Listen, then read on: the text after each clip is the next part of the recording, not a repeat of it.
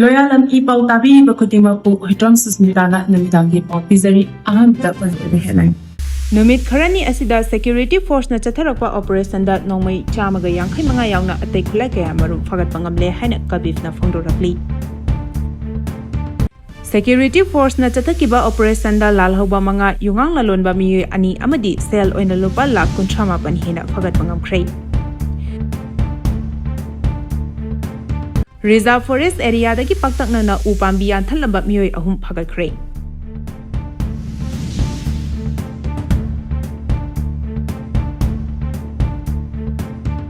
Pau sandona pijari.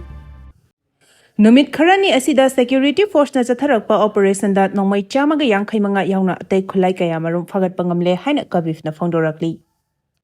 Manipur gi tampaki tongan ba district singda security force na chathakiba search operation da khulai kaya fagat khraba matung chingi district singda su operation chathaduna khulai kaya fagat pangamkhre.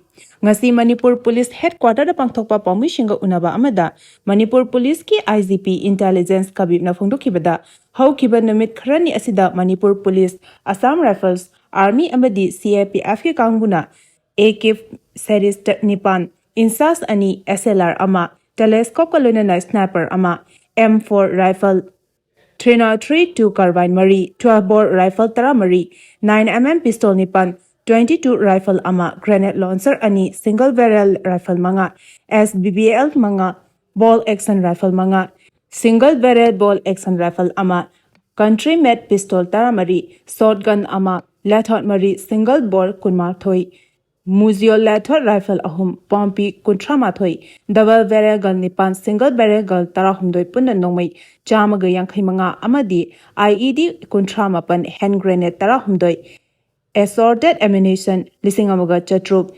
binocular mari communication set tara manga telescope ama fagat pangam ki hari Mahakna makatana paumi singda phongdokibeda security force na tongan ba intelligence ki pawda yumpham oiduna operation chathaduna khulai sing fagali masi Meeyoi bigi punsi amadi lanthum ngak sena ba amadi ingtapa Manipur ama ohenabani security force na lakholaliba khongthang asida miyamna su mating pangbiyu haiki Security force na chathakiba operation da lalhoba manga yungang lalonba Meeyoi ani amadi sel oina lupa lakh 38 hena fagat pangamkhre Manipur police ki kangbuna ngarang amadi nahal Manipur gi tongan ma mafam singda chathakiba search operation da lalhoba manga yungang lalonba Meeyoi ani amadi masing yamlaba senfam sing fagat pangamkhre hari Police ki paw sina hai ngarang Imphal East district ki tongan ma mafam singda ge KCP apunba city maite gi lami ahum fagat pangamki Farava Singh adudi Sekta Maya Lekadigi Fizam Jaichandra Maitei Alas Amuyai Ma Chahi Kuntra Manga Lilong Chajing Mamang Lekadigi Oinam Netraji Singh Chahi Kunmathoi Amadi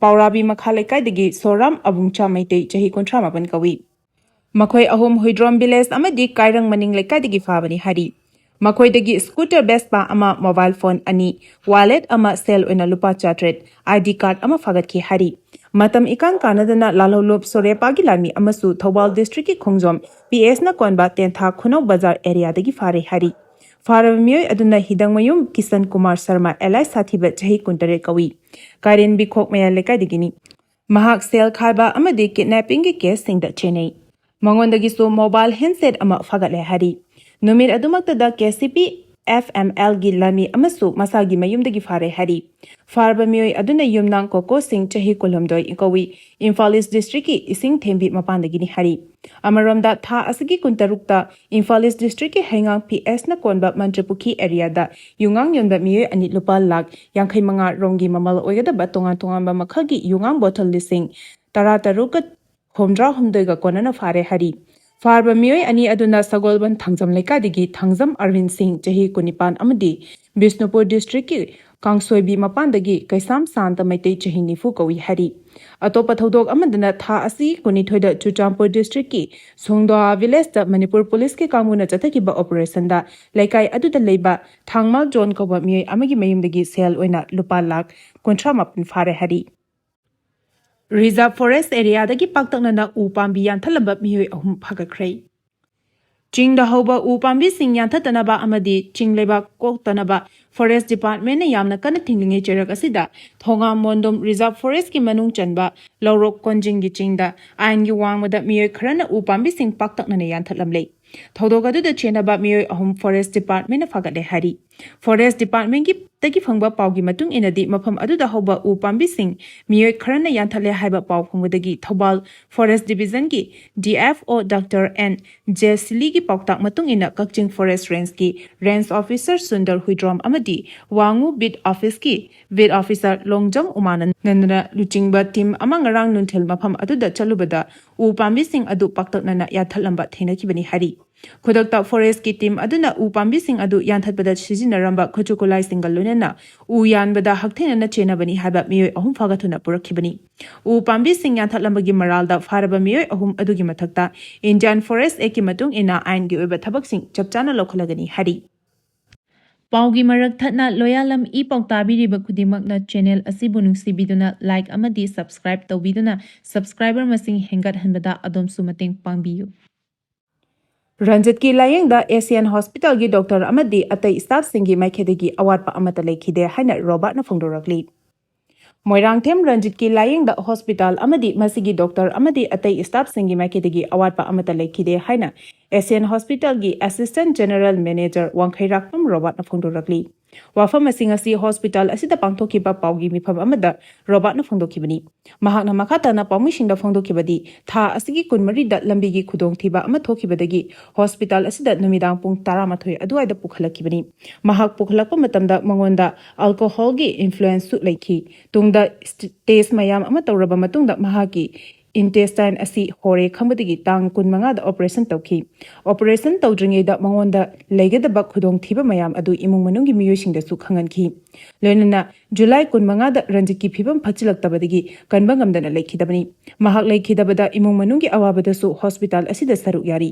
Adubu hiramasi ka mari lenana kanagumba amatana hospital asiki mingchat thiba yaba thawundi tawbiganu haina su Robert na appeal tawrakli. Kuki yuji luchingba singi ming tholaga lambi semba yaroi haina naga singna lambi thingli. Nagagi ngamkhai manungda kuki underground luchingba singi maming lawduna lambi gi ming thonba yaroi haiba demand tawraduna Forest Naga Coordination Committee FNCC gi meeting makhada chatharakpa lambi thingbagi khongjal namit tarani sujingkhrai. Masina maram oiraga kuki phuruki Meeyoi kangbu ama khamthengna awaba mayoknare. Ngasi su naga singna namna taba chingkhong chingya singda lambi thingduna kuki singi mamingda lamgi maming thonba yaroi.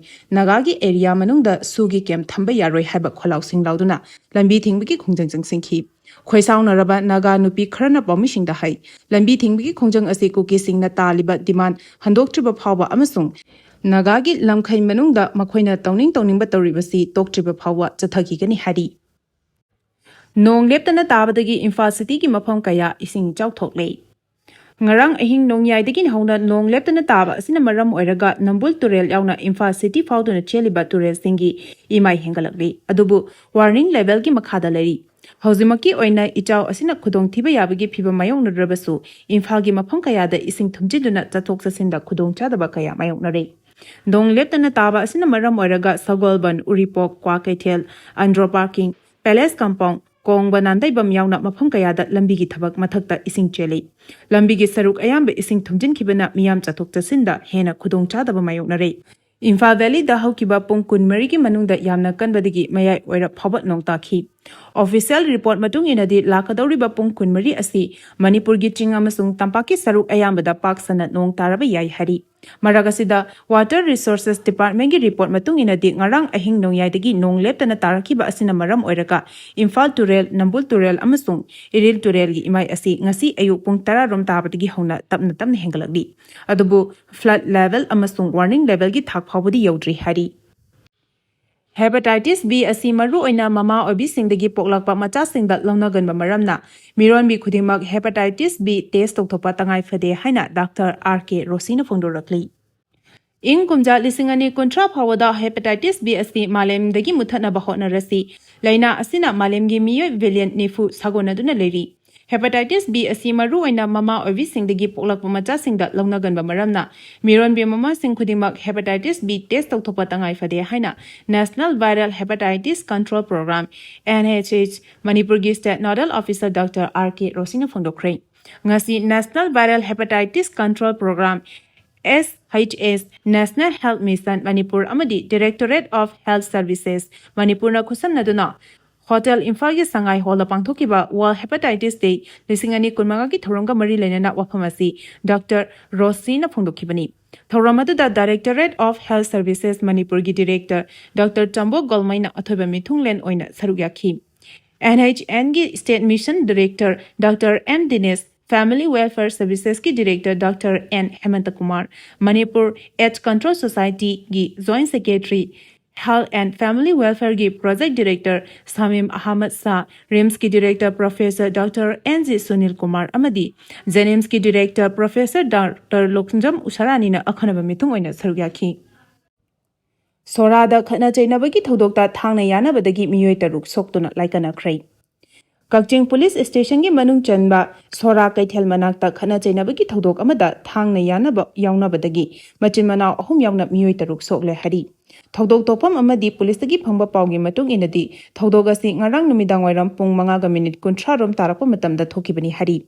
Thoudok aduda Thangna yanbadagi soklaba Meeyoi sing adudi Sora Chingwang madagi makak moyom amar chahi 19 apokpa MK Khamba Loyalam Amargi Manaunopa MK Akbar Chahi Kuntaruk Amasung MK Asif Chahi Kunmarini. Atopa Nakal Amagi Asopa Singh Aduna Sora Mamang Laikadagi MD Anas Khan Chahi Kunmari Apokpa MD Iboyai Amadi Anas Khan Gi Apokpa MD Iboyai Chahi Nipumanga Amasung Sora Awang Laikadagi MD Mustakim Chahi Kunni Hari. Pawasina Hai Soklaba Meeyoi Taruki Manungda Makakmayum Amar MK Asif Amasung MK Anisna Thobal District Hospital da Pukhatuna Laikanakhi MD Anas Khan MD Iboyai Amadi MD Mustakim na Kakching Lamdong da leba Zivan Hospital da Laikanakhi Adumapu Makhoigi Asokpa Singh Aduna Maram Oiraga Makhoi Tarungmak Imphal ge Tongan Tonganba Hospital Singda Makhatana Laying Nabagidamak refer Tarakre Hari Ngarang Thokiba Khatna Cheinabagi Thoudok Aduna Hanasu Khatna Cheinabagi Thoudok Thokiba Lekre Hari Ngarang amuk Thangna yanaba yauna Khatna Cheinabagi Thoudok adu thokibani hari. Thoudok adugi paw tabadagi Kakching Police ki team ama mafam aduda changsinuna miyamgi irang adusu laksinki hari. Paugi marak thatna Loyalam E-PAO tabiriba khudimakna channel asibu nungsibiduna like amadi subscribe tawbiduna subscriber masing hengat hanbada adomsu mateng pangbiyu. Aroibada maroiba paw amuka hana pizari. Namit Kharani asida security force na chatharapa operation da nongmai chamaga yangkhaimanga yauna atai khulai kaya marum phagat pangamle haina kabifna phongdorakli. Security force na chathakiba operation da lalhoba manga yungang lalonba Meeyoi ani amadi sel oina lupa lakh 38 hena phagat pangamkhre. Reserve forest area dagi paktakna na upambi anthalamba Meeyoi ahum phagakhre. Matang asida Loyalam E-PAO na namidangi paw bibil lezari tabiri ba khudimapu amuka hana kurumjari.